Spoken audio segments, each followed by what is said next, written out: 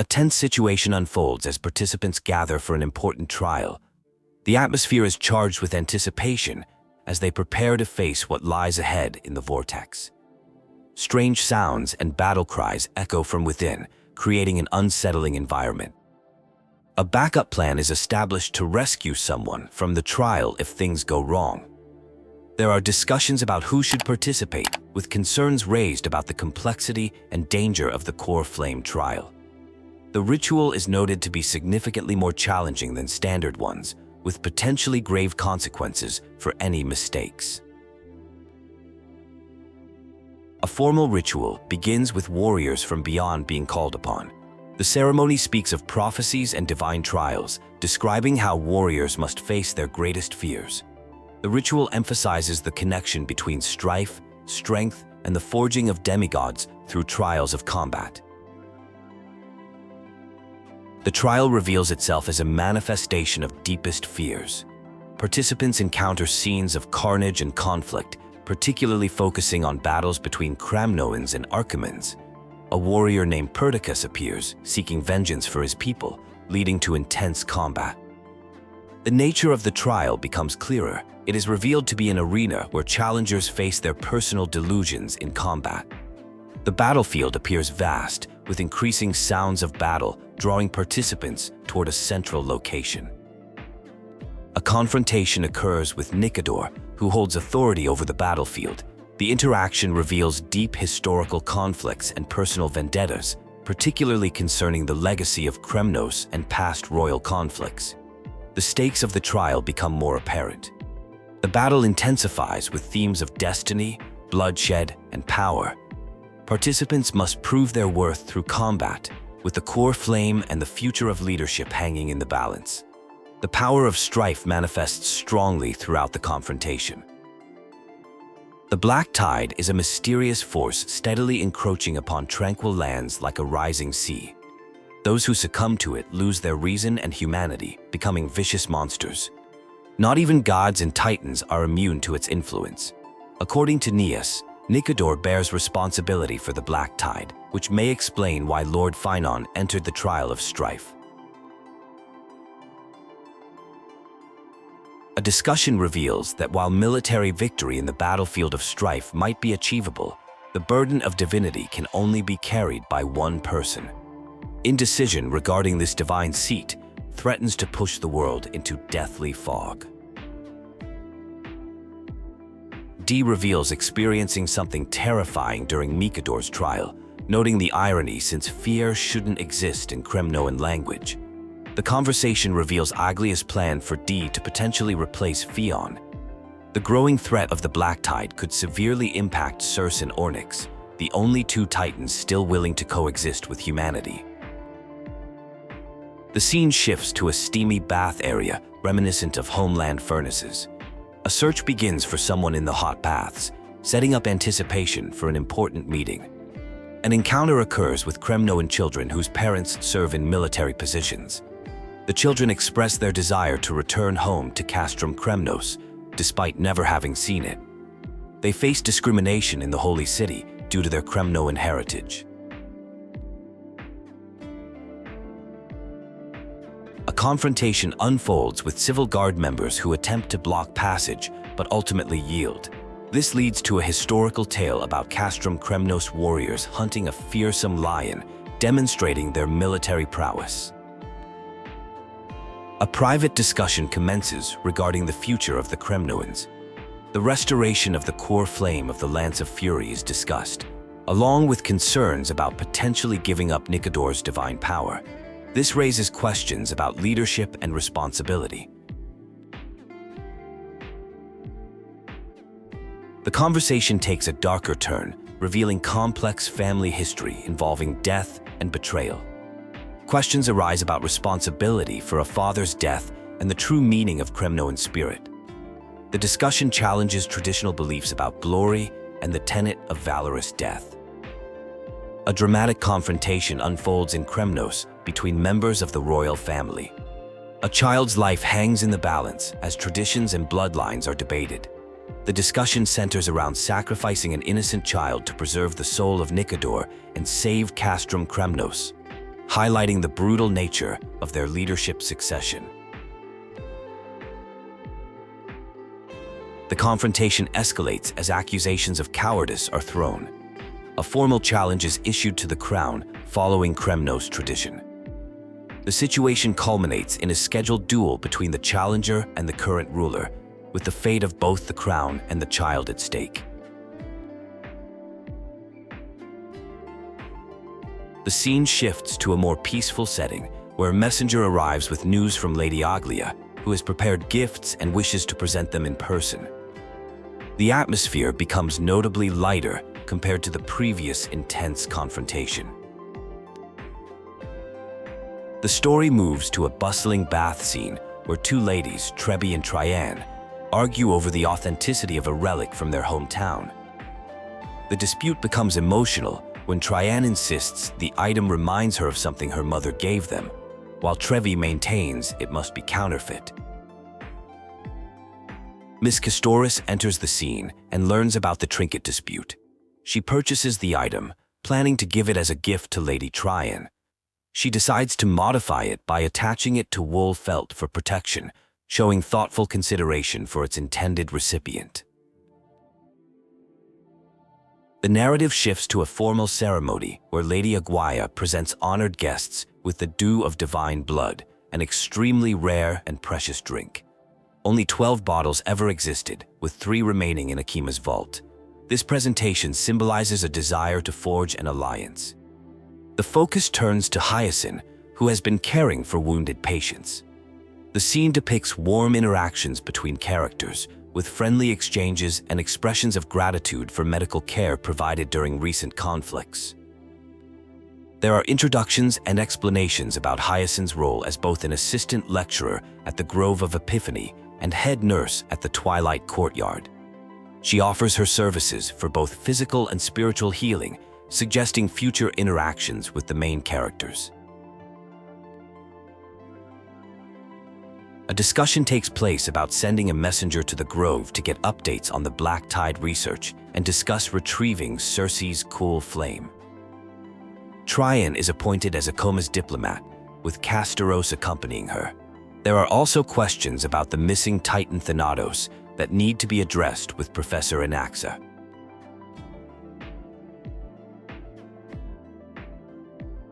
An ancient family heirloom called the weft, a special spindle for thread spinning, is provided for the journey.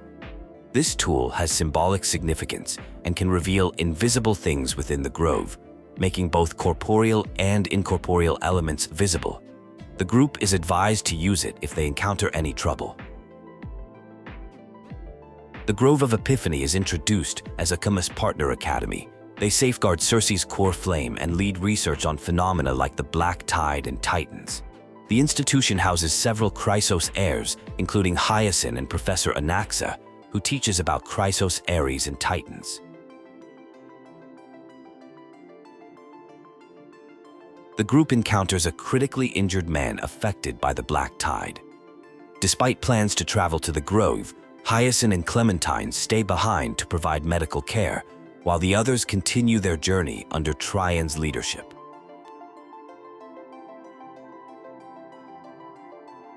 During a rest period, the group engages in casual activities like sewing gemstones onto wool felt. Mem, one of the companions, shows improved communication abilities following the battle with Necador, though their speech remains somewhat unclear. Upon reaching their destination, they encounter the Bow of Rift, Circe's divine body. The history of the Grove of Epiphany is revealed, explaining how Felicis established this academic sanctuary where people sought knowledge and enlightenment. The group notices something unusual about the Grove. It's uncharacteristically quiet and seemingly indifferent to visitors, contrary to its typically welcoming nature. This raises concerns among the travelers as they search for an entrance. Using the golden thread from the weft, they discover shadows of dead white dryad flowers. These plants, which gain sentience through Circe's blessing, have perished, leaving only faint soul imprints visible through the golden thread's power. The situation grows more ominous as they detect an intensifying smell of death. They encounter evidence of black tide corruption. Deformed creatures that were once living beings, now transformed into hollow husks. This discovery suggests serious trouble within the grove. A tense situation unfolds as a monster appears, leading to immediate concern for safety. The group takes defensive positions, with Tryan being instructed to stay protected behind others. The presence of a black-type enemy becomes apparent, characterized by its sword and cloak. The rapid spread of the black tide to the remote grove location creates serious alarm. While the scholars manage to defend against initial attacks, the situation appears dire. The world has become significantly more dangerous with the fall of Strife, raising concerns about other locations like Akima.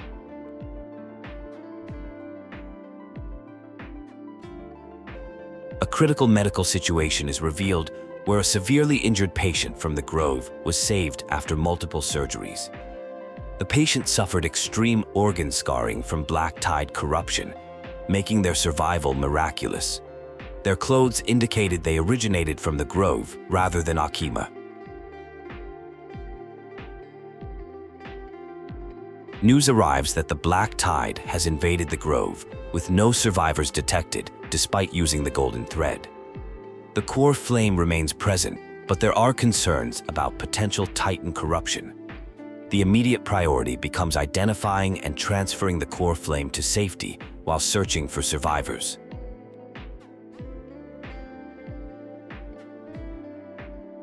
The situation grows more complex as the black tide advances faster than anticipated, suggesting this may be more than a natural disaster. There are concerns about both internal and external threats to Akima, with political implications as the Council may take action.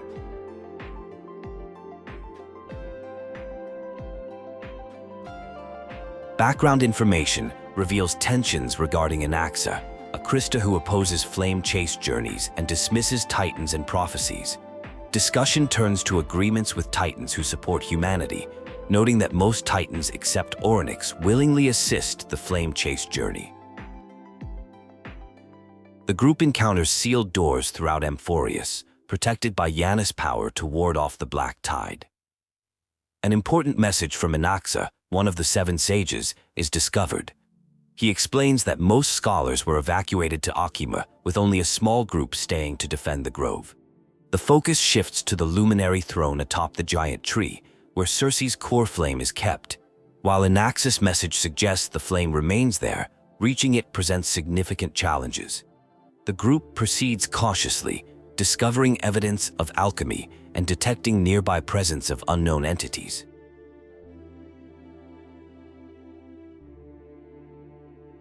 Strange vocalizations and sounds are heard as the group searches for the source of a mysterious voice. They follow the sounds, moving further in a particular direction to investigate its origin. An encounter occurs with a mysterious figure named Calypso, who claims to represent the seven sages and litophagists. The group is initially suspicious due to Calypso's unusual presence that cannot be detected by the weft. A tense exchange follows as they attempt to verify Calypso's identity. Calypso is tested with questions about the 752nd Great Debate and provides detailed responses, demonstrating intimate knowledge of past events. They reveal that Anaxa is alive and recovering at the Luminary Throne, offering to take the group there as proof. The group discovers they need to awaken a heart that serves as the water source for the grove. Calypso explains that dewdrops fall into a pool when sparks of inspiration emerge, suggesting they need more people or another solution to fill it. The group arrives at the Chamber of Purifying Tears, where water lilies grow. Calypso tasks them with retrieving a golden bow, explaining its importance for awakening the heart and drawing water from the source. They successfully retrieve the golden bow of vows, described as lustrous and magnificent. Calypso reveals a secret passageway behind the pond, raising questions about their extensive knowledge of the area.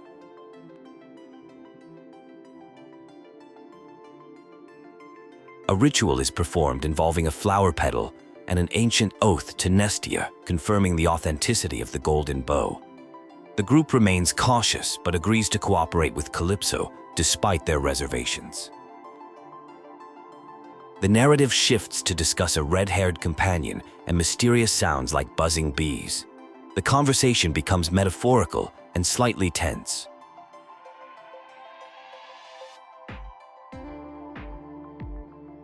New characters, Little Gray, Little Cass, and Lady Tryan enter the scene.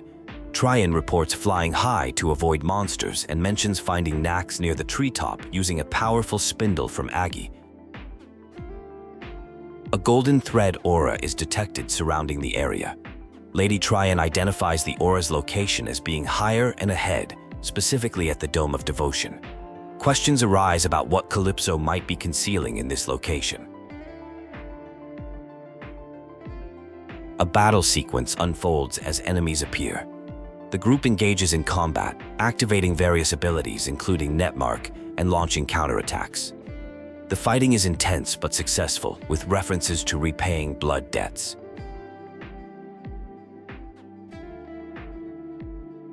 A shocking discovery is made when the Butterfly of Divine Mind is found missing. This important safeguard, created from Nestia's Divine Mind, typically guards the Titan's core flame.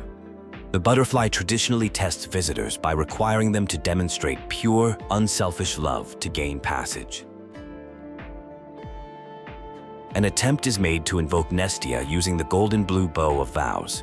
During this ritual, Lady Tryan and Mem mysteriously vanish. Their voices are traced to the Star Chase atrium, creating concern among the remaining group members. A piece of amber containing Nestia's core flame is discovered. Calypso appears and explains that gathering embers with the golden bow of vows is necessary to reach the throne at the treetop. Despite suspicion about Calypso's identity, the group proceeds with the task. A major revelation occurs as Calypso is exposed as actually being Circe's. The deception was maintained to test the group's trustworthiness and capabilities. Circe explains splitting their core flame into 3 parts as a protective measure against the Black Tide threat. The group approaches the Luminary Throne, preparing for an inevitable battle. They encounter a mysterious, black-robed figure identified as a hunter reborn from the Black Tide, the same threat Circe had warned about earlier. The confrontation with the black-robed hunter intensifies. Despite warnings to stand down, the group prepares for combat. The hunter demonstrates formidable skills with 3 powerful slashes, while the group responds with various combat techniques and abilities. A mysterious encounter begins with cryptic exchanges about expanding one's thinking and a valuable diamond being offered. There are mentions of betting and returning to a great tree, setting up an atmosphere of intrigue and risk-taking. A powerful entity promises guidance and protection, though the situation takes an ominous turn with references to souls and fire. The scene shifts to a confrontation involving humans facing destruction one by one. An ambush attempt fails, making future opportunities more challenging. The action centers around Professor Maxa and someone named Circe, with tensions escalating as lives hang in the balance.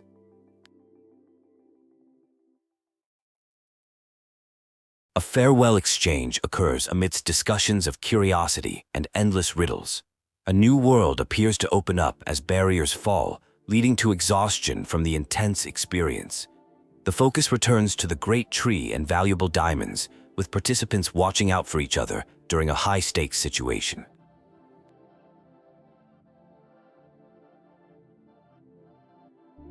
The group returns safely to Akima despite a close call. Lady Tryan expresses regret about opening a gate against advice, though she is assured her actions saved others. She appears unwell and needs rest, showing signs of physical distress from recent events. Professor Anaxagoras reveals himself and discusses a mission involving survivors, truth-seeking about a disaster at the Grove, and retrieving a core flame. Complex dynamics between the professor and Lady Aglaya emerge, with tension over how to handle sensitive information about the Grove incident. Emotional visits to families of fallen Grove scholars reveal the human cost of recent events. A warrior's widow shows remarkable composure upon learning of her husband's death, while an elderly father struggles to comprehend the loss of his two scholar daughters to the Black Tide. The notification of deaths continues, including a particularly poignant interaction with Titus, who expresses regret and frustration over his father's stubborn dedication to scholarly work that ultimately led to his death. The emotional weight of delivering such news becomes increasingly apparent. Tensions rise when Lady Aglaia refuses to receive visitors, leading to discussions about imprisonment and political maneuvering. The situation remains delicate as various parties navigate complex relationships and responsibilities. The conversation turns to broader implications of recent events, discussing the Black Tide as a universal threat to Amphorius. The fall of the Grove, despite its academic expertise, raises serious concerns about impending dangers and the role of various factions in confronting these threats. A discussion begins about placing trust in someone called Casteris as a teacher and ensuring Tryan's safety.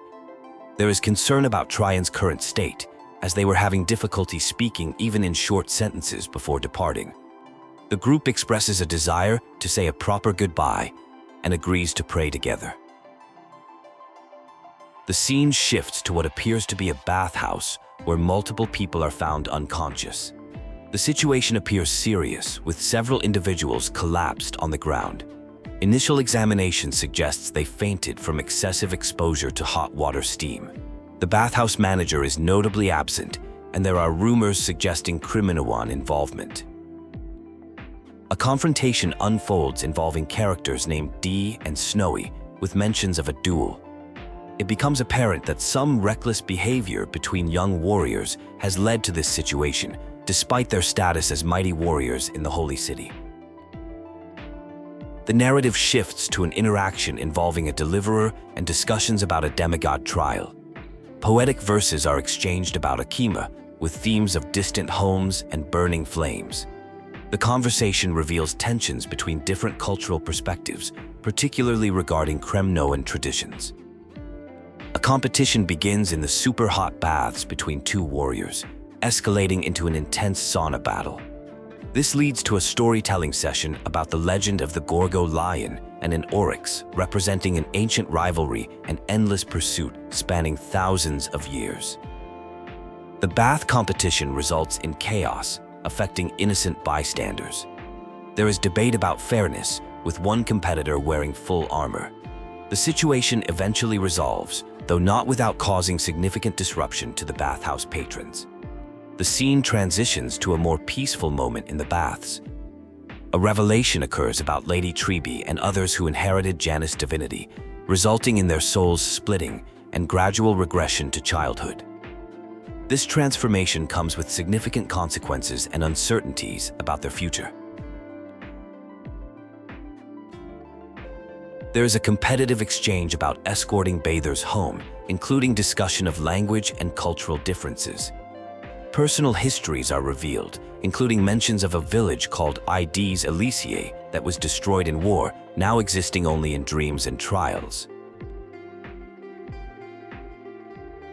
A vivid nightmare unfolds in Ides Elysiae, showing a horrific scene of family and friends consumed by flames.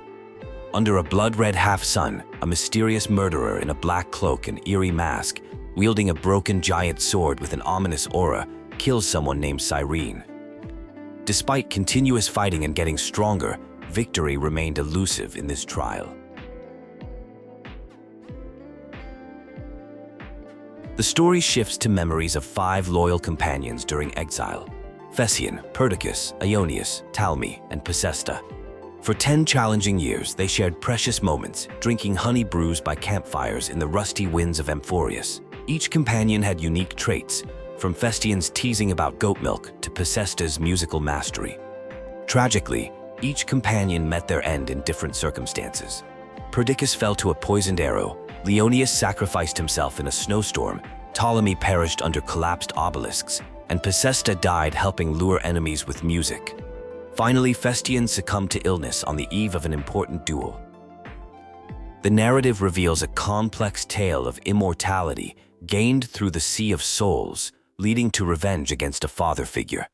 After victory, plans to return people to their homeland were complicated by darkness and insanity that had overtaken their original home, resulting in settlement in Akima instead. A crisis erupts when Crateros forces his way into the vortex of Genesis through Tryan. This unauthorized action leads to confrontation about leadership, destiny, and the true meaning of prophecy. Tensions rise as accusations fly about power grabbing and the legitimacy of divine messages. A proposal emerges to resolve the conflict by showing Crateros the source of prophecy through an outlander's ability to recreate past scenes. The demonstration is scheduled at the Abyss of Fate in the Temple of Yanosophilus, though Crateros must remain confined until then.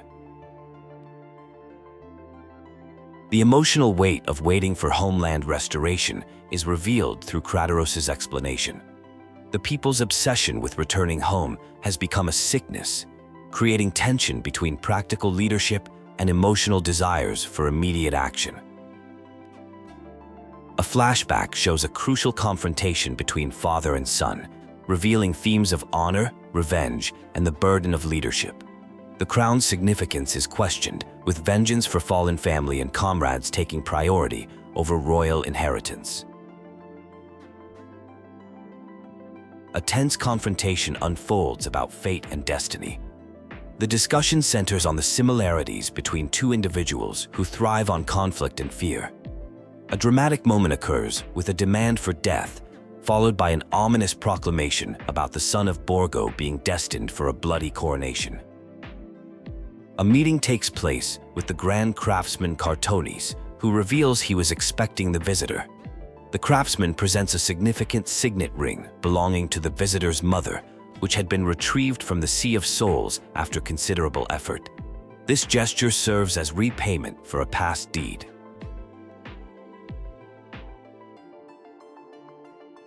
A deep internal conflict emerges regarding leadership and destiny.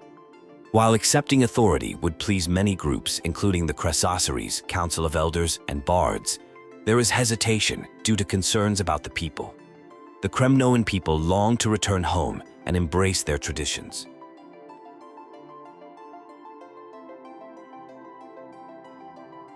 The cycle of violence plaguing the Kremnoans for a millennium is discussed. This pattern involves vengeance, warfare, prosperity, and decline, resulting in countless innocent deaths. There is deep fear about perpetuating this cycle by becoming a symbol of conflict. A vivid dream sequence begins, describing multiple versions of self sailing through space, using the moon as a vessel and stars as sails. The dreamscape includes a peaceful island filled with harmonious animals, representing a divine realm in Emphorius. The dream turns dark with the appearance of an enormous wave threatening the peaceful island. This wave symbolizes the Black Tide, a formless entity capable of consuming all living things and transforming them into monsters. A conversation about destiny and duty unfolds, emphasizing the importance of becoming a proper, holy maiden. The discussion touches on the responsibility to guide others and unite people against darkness, even in the absence of divine protection. The narrative shifts to prophetic guidance about future allies, including a capable captain and various warriors from different locations. This foretells the assembly of a diverse group united in a common cause. A mythological song describes a world shaped by giants and constellations, where three forces each control different aspects of existence. The song speaks of creation, fate, and humanity's relationship with higher powers.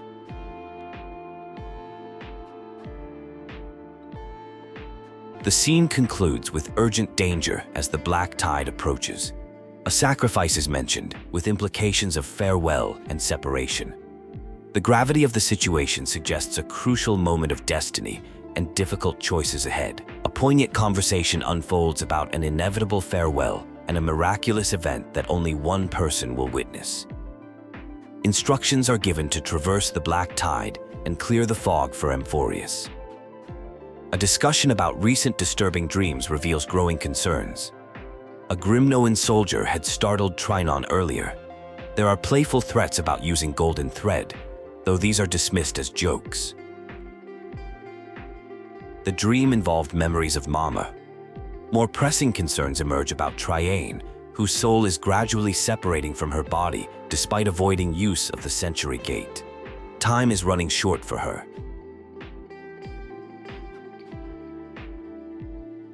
Deep philosophical discussion about souls dissolving into dust and the nature of their fragmented existence. Rather than sharing one unified fate like a tree trunk with branches, they now have the ability to choose how different parts will fade away.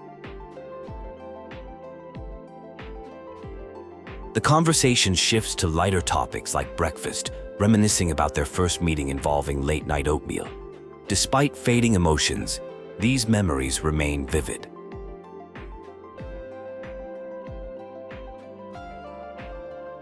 Concerns return about the ominous nature of the nightmare and fading memories. Another journey into the abyss of fate seems necessary, with hopes that Ornix will provide assistance. A reunion with Professor Anakian leads to discussion about a mysterious black-robed swordmaster. The professor provides details about the swordmaster's weapons, a twisted half-sun greatsword and a crescent moon dagger.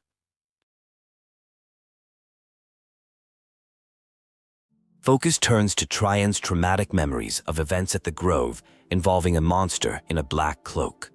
Discussion of how the Century Gate was used to save everyone, though Tryan has since discarded it.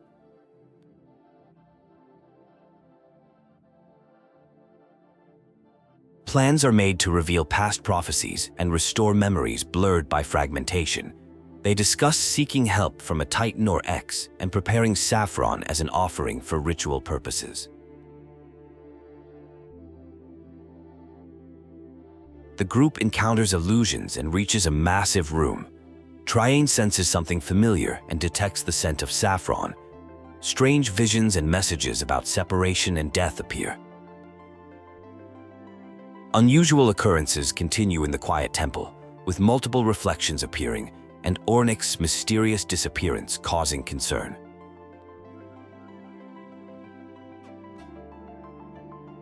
Revelations are revealed about the black-robed swordmaster hunting for core flames. Their ceremonial blade can interact with core flames, suggesting deeper motivations behind their actions. A discussion begins about a mysterious flame reaver who is plundering flames. The enemy has 3 potential targets: the speaker, Ornix, who hasn't fallen yet, and a comma where core flames are housed. The Council of Elders protects Cephalus' core flame, while Phagus's water curtain blocks external perceptions. The whereabouts of Thanatos remain unknown, and significantly, the Flame Reaver cannot fly, which provides some tactical advantage. Upon arriving at the temple searching for Ornix, they find it seemingly empty but detect the presence of 3 or 4 approaching people. They are forced to hide to avoid detection. Some individuals named Trebi and Tryan discover something familiar in the temple before events take an unexpected turn. After a collapse, 2 individuals are found on the side of the road, but Lady Tryan is missing. The black-robed swordmaster is suspected of involvement, and Ornix's core flame appears compromised. The group splits into 2, one staying in the abyss to meet Aglaea's reinforcements and search for Tryan, while the other pursues the swordmaster to recover the core flame. The group returns to Aglaea, where they discuss the grave danger facing Okama. The situation is dire as 2 titans have fallen in quick succession. A plan is formed involving the use of Castrum Crimnos and the power from beyond the sky. The strategy involves using Ornix's power to open a passage to the past and trap the Flame Reaver. Political complications arise as the Council of Elders declares a state of emergency. Kindness and her followers are secretly mobilizing, potentially planning to challenge the Croesus heir's authority. Casteras is sent to maintain control of the situation while the immediate threat is addressed. The narrative shifts to share the story of Geocles, the mountain breaker, a historical figure who rejected isolation. When Lydonian soldiers threatened his people's mountain home with explosives, he faced resistance from his own community, who feared change. The tale culminates with Geocles trading gemstones for gunpowder and setting forests ablaze to force his people to integrate with civilization. The narrative continues in the Holy City, where giants have become commonplace. Their original mountain homeland has been consumed by the Black Tide, leading many mountain dwellers to face persecution and enslavement by the Kremnoans. This period marks a significant transformation under Geocles, known as the Mountain Breaker, who forcefully instituted change without seeking consensus, effectively burning away traditional constraints. A pivotal moment occurs as someone prepares to depart Akima to confront the world's darkness and fulfill Ecuador's destiny. They share a critical vulnerability, their 10th thoracic vertebra, and request that if future confrontation occurs, this weakness should be exploited. The scene transitions to an intense battlefield where a major conflict is unfolding.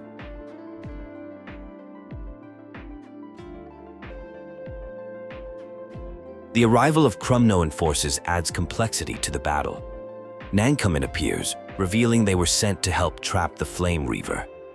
The situation intensifies as various factions clash, with references to a returning king and complex political dynamics at play. The battle becomes increasingly chaotic, with multiple participants fighting for different causes. The focus shifts to a mission to reclaim the core flame, with specific instructions about Giannis passage. Partners prepare for a decisive battle, emphasizing the importance of maintaining focus and following Mighty's guidance. The atmosphere is tense as they approach their objective, with destiny hanging in the balance. A confrontation unfolds involving the King of Kremno and Legion against forces of the Black Tide. The battle escalates into an elaborate ceremony honoring fallen gods, with multiple combatants employing various combat techniques and abilities. The fight grows increasingly intense, with references to souls, fury, and divine intervention. The aftermath reveals significant developments, Ornix's fall and its impact on the populace. The Titan's role in providing conveniences to humanity is discussed, along with the requirement to surrender Ornix's core flame. Political tensions rise as various factions grapple with the power vacuum. The narrative takes a dramatic turn with news about Tryan, discovered at the valley bottom. The story reveals Crateros' brave sacrifice, sustaining numerous injuries to rescue Tryan's body from a black-robed swordmaster. This leads to an intense confrontation where Crateros, as leader of the God Shield Brigade, makes a valiant stand. Lady Tryan has exhausted her borrowed time from Giannis, while discussions about a world free of sorrow emerge. The situation remains precarious, with concerns about light disappearing from Akima, setting up anticipation for future developments. A momentous achievement has occurred with the return of Necador's core flame, marking a significant turning point that has metaphorically melted the glaciers of history. This awakening after 1,000 years represents a crucial moment in time, though current circumstances prevent a deeper historical analysis. The situation regarding Ornix's core flame has become increasingly complex. The Crisis heirs had originally developed a careful plan for returning core flames, particularly for benevolent titans like Ornix and Circe. However, unexpected events have disrupted these plans, creating potential catastrophic consequences if the core flames aren't properly returned to the vortex of Genesis.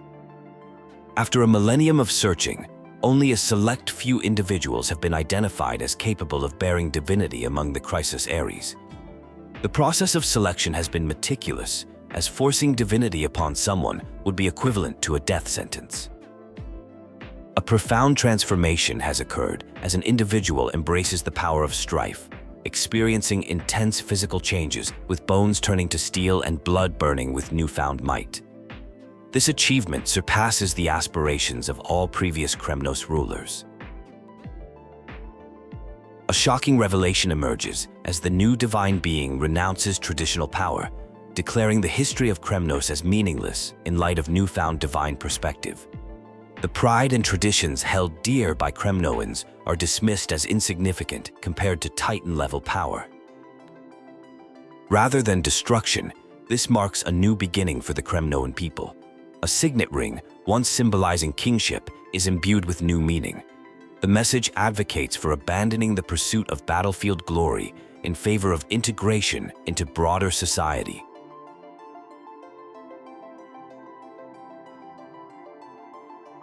The transformation brings new insights about leadership and power. The ability to inspire willing followers through genuine admiration rather than fear is recognized as a crucial quality that previous rulers lacked. This represents a fundamental shift in understanding governance. Prophecies and destinies are discussed, including cryptic predictions about final moments involving gold and back wounds.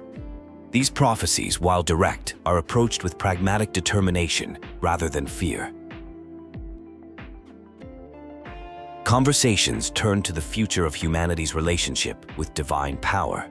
The potential for humans to reach new heights of divinity is acknowledged, with emphasis on the various paths available beyond traditional combat methods.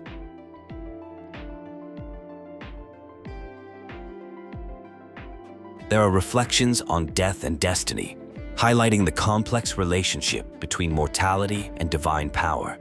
A fundamental understanding emerges that death should not be treated as a game, revealing deep-rooted struggles within certain populations spanning millennia.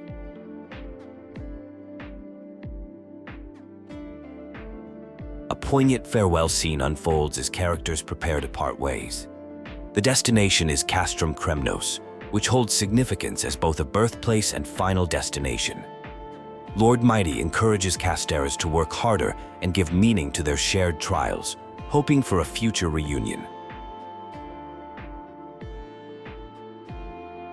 A former king discusses his legacy with Grant Craftsman, acknowledging achievements that surpass previous rulers.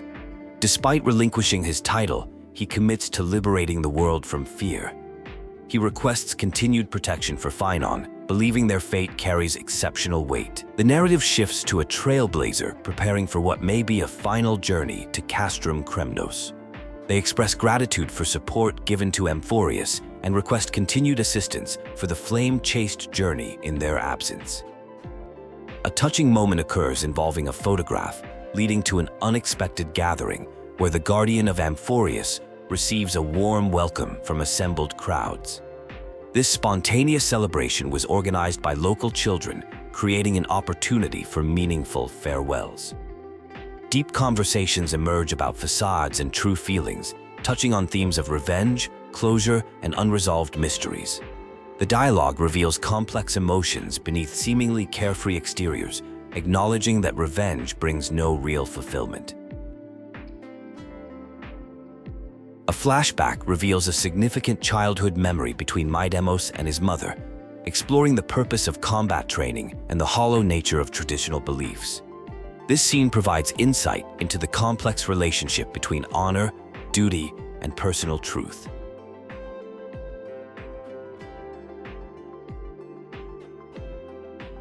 The journey back to Castrum Kremnos continues as past memories surface.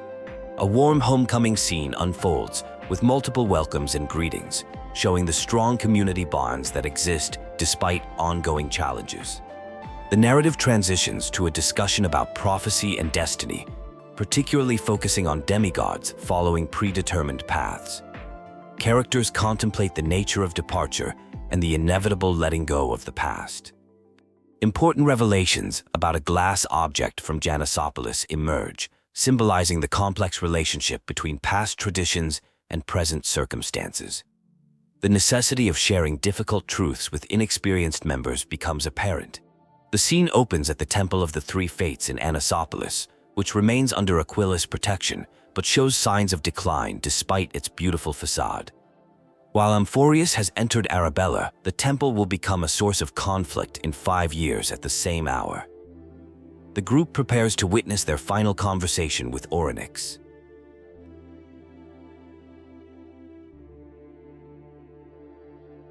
A tense conversation unfolds about an impending catastrophe called the Black Tide.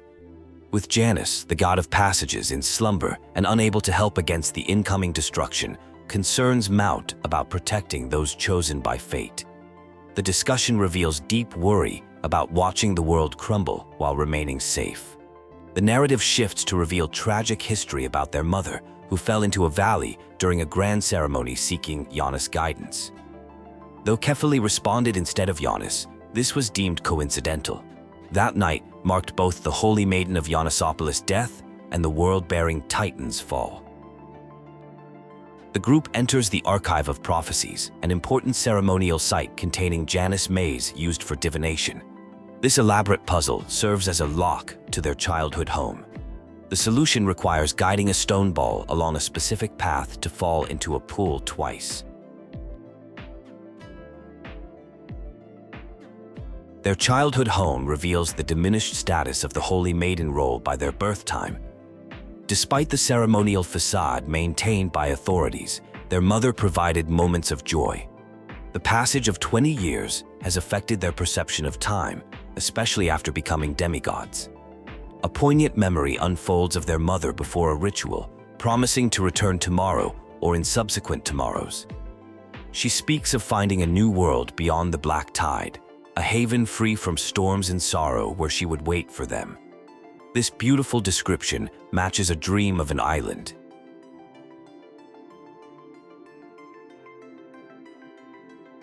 The story moves through a secret passage prepared by Holy Maiden supporters. The path to the temple shows signs of both opposition and support, with some trying to intercept their progress while others cleared their way. The Time Titan assists in their journey.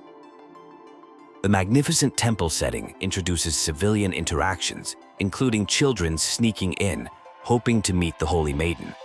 This connects to a story about their mother showing mercy to a hungry girl who once tried stealing from the temple, possibly these children's ancestor. The scene opens at the Janus Vault, which is under maintenance.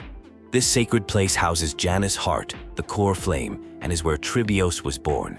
The name Tribios means the one with 3 lives, named so because their mother believed their birth was blessed by 3 titans of fate. The narrative progresses to the Janus Vault area, where Tribios reveals themselves as the Holy Maiden of Yanosophilus, assuming a prophetic role as the listener, announcer, and witness. They express readiness for a long journey ahead, accompanied by 1,000 versions of themselves. Tribios embraces their prophetic destiny, willing to be shattered by the prophecy to create new paths for the troubled world. They communicate with their mother about assuming their duty and preparing for their journey among humanity.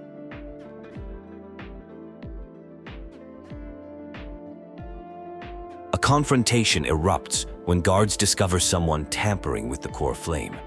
Tribios faces opposition, but maintains authority as the Holy Maiden, warning that harming them would result in execution according to the Holy City's codex.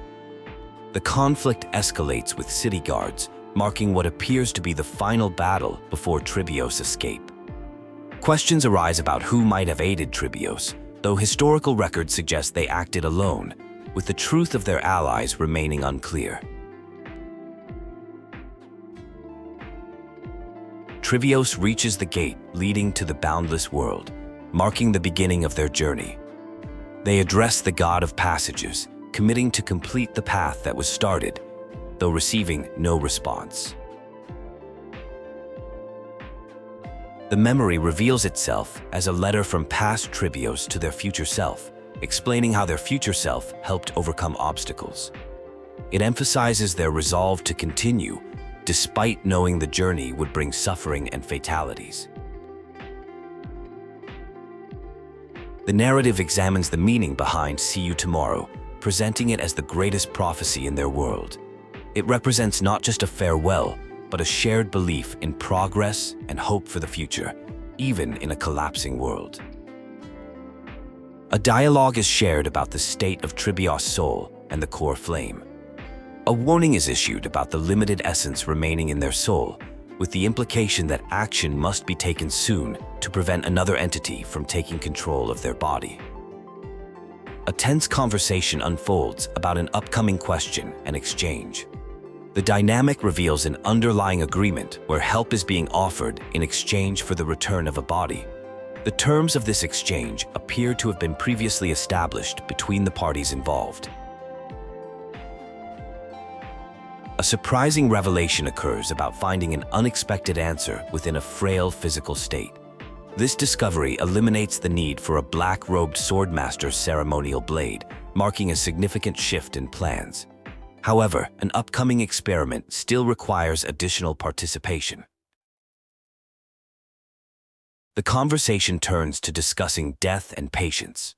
On behalf of Okuma, there is a request to slow down the pace. The exchange becomes tense as one party is referred to as a child making carefree statements, while another is labeled a conceited performer with questionable ties to a titan. The confrontation escalates with threats and counter-threats. One participant, described as neither human nor divine, claims immunity from death threats, citing their importance in standing against the council through their possession of the core flame of reason. A new voice interrupts the heated exchange, raising questions about the true meaning of death. A shocking revelation follows about the implantation of a core flame into someone's heart, suggesting they were already deceased before this procedure. The narrative shifts to describe a significant day in Akin's journey, marked by arrivals and permanent departures. The text reflects on the nature of their quest for flames and the inevitability of farewells, setting up expectations for future challenges. The discussion delves into the unpredictable nature of death, noting how even powerful beings like Little Grey could not escape its grasp. The impact of death is portrayed as carrying more weight than life itself, affecting both what people gain and lose. The narrative concludes with a prophetic revelation about caste destiny at the Sea of Flowers. The prophecy speaks of living souls warming fingertips, followed by an eternal separation, suggesting profound events yet to unfold in this continuing story.